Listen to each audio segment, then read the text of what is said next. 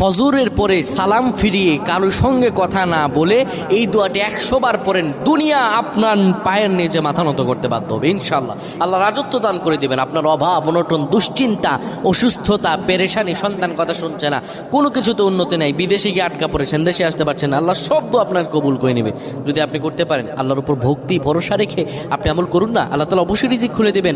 আল্লাহ তাআলা আল্লাহু খায়রুর রাযিকিন, আল্লাহ হচ্ছে উত্তম রিজিক দাতা। আল্লাহ আপনার তো অবশ্যই কবুল করবেন। আল্লাহ বলেছেন উদউনি আস্তাজিব লাকুম, আমার কাছে চাও আমি দিয়ে দিব।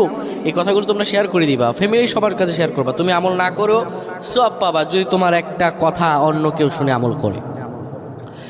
আমার প্রায় ভাইরা, ফজর নামাজের পরে নবীজি কখনোই আমলটা ছেড়ে দিতেন না।